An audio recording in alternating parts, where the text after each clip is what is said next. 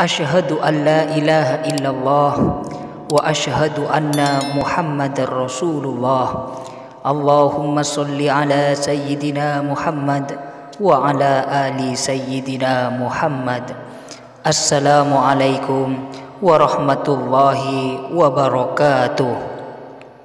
Al-ilmun nafi'u huwa alladhi yanbasitu fi sadri syu'a'uhu wa yankashifu bihi 'anil qalbi kina'uhu. Ilmu yang berguna ialah yang meluas dalam dada sinar cahayanya dan membuka penutup hati. Ilmu yang berguna dan yang bermanfaat itu ialah mengenal zat Allah dan sifat serta asma, nama dan perbuatan Allah. Juga mengerti bagaimana mengabdi diri kepada Allah serta beradab kepadanya. Nabi Daud alaihi salam berkata, ilmu di dalam dada bagaikan lampu dalam rumah. Imam Malik bin Anas rahimakumullah berkata, bukan yang bernama ilmu itu kepandaian atau banyak meriwayatkan, tetapi ilmu itu hanya nur yang diturunkan Allah dalam hati manusia, dan bergunanya ilmu itu untuk mendekatkan manusia kepada Allah dan menjauhkannya dari kesombongan diri. Al-Junaid berkata, ilmu itu ialah mengenal Tuhanmu dan tidak melampaui kedudukan dirimu, yakni menyadari kehambaanmu. Khairul ilmi ma kanatil khasyatu ma'ahu. Sebaik-baiknya ilmu itu yang disertai oleh rasa takut kepada Allah Subhanahu wa taala. Allah Subhanahu wa taala berfirman, innama yakhsyallaha min ibadihil ulama. Sesungguhnya yang benar-benar takut kepada Allah daripada hamba itu hanya orang-orang yang alim dan arif. Fatir 28. Rasulullah sallallahu alaihi wasallam bersabda, talibul ilmi takaffalallahu birrizqi. Orang yang menuntut ilmu agama itu Allah menjamin rizkinya. Juga sabda Nabi sallallahu alaihi wasallam, sesungguhnya para malaikat meletakkan sayapnya pada orang yang menuntut ilmu karena suka pada apa yang dituntut. Rasulullah sallallahu alaihi wasallam berlindung kepada Allah, Allahumma inna na'udzubika min ilmi la yanfa. Ya Allah, aku berlindung kepadamu dari ilmu yang tidak berguna. Ilmu yang tidak berguna yaitu yang tidak menimbulkan rasa takut kepada Allah.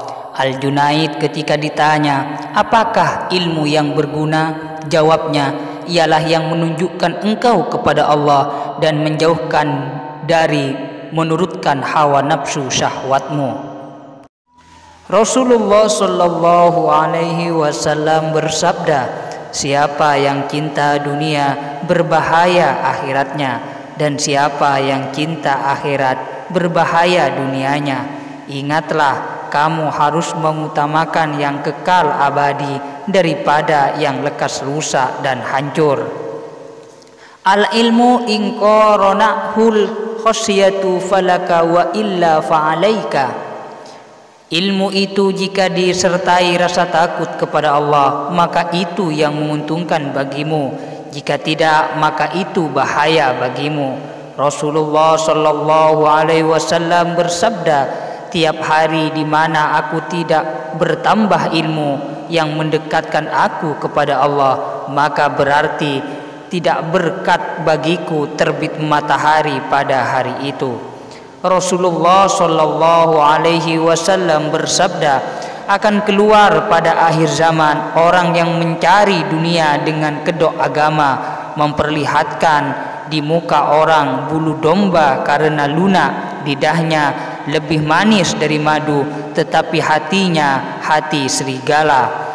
Allah akan berkata kepada mereka, apakah kamu akan menentang kepadaku atau mempermainkan aku?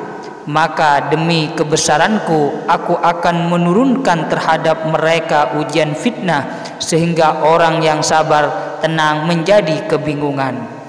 Rasulullah sallallahu alaihi wasallam bersabda, akan tiba suatu masa pada umat manusia tiada tinggal dari Al-Quran kecuali tulisannya saja, dan Islam hanya namanya belaka. Hai orang-orangnya kosong dari petunjuk hidayah, dan masjid hanya penuh jasad manusia yang tak berhati takwa. Sejahat manusia waktu itu ialah para ulama, sebab dari mereka sumber fitnah dan kepada mereka pula kembalinya. Abu Hurairah rahimakumullah berkata, bersabda Nabi Muhammad sallallahu alaihi wasallam, siapa yang belajar ilmu agama tidak untuk mencapai keridaan Allah, tidak mempelajarinya kecuali untuk mencapai suatu kepentingan dunia, maka ia tidak akan mendapat bau surga pada hari kiamat. Al-Hasan rahimakumullah berkata, siksa bagi orang alim itu matinya hati ketika ditanya, bagaimana matinya hati itu? Mencari dunia dengan menjual amal akhirat. Dan lebih jahat lagi jika ia menjilat-jilat kepada raja untuk mencari keuntungan dari uang haram atau syubhat, maka yang demikian terang-terangan menentang murka Allah. Abu Darda rahimakumullah berkata, Rasulullah sallallahu alaihi wasallam bersabda, Allah telah menurunkan wahyu pada salah seorang nabi. Katakanlah kepada orang-orang yang belajar fikih agama tidak untuk kepentingan agama dan belajar tidak untuk diamalkan, mereka mencari dunia dengan amal akhirat, memakai bulu kambing tetapi hati mereka hati serigala, lidahnya lebih manis dari madu dan hatinya lebih pahit dari jadam.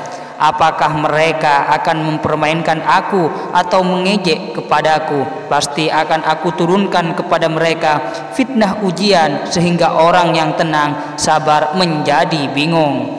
Rasulullah sallallahu alaihi wasallam bersabda, sesungguhnya Allah akan memperkuat penyebarluaskan agama ini dengan lidah orang yang lacung Farkah As-Sid'i bertanya kepada Abul Hasan Al-Basri suatu masalah, dan setelah dijawab ia berkata, para fuqaha ahli-ahli ilmu fikih berbeda dengan keteranganmu itu.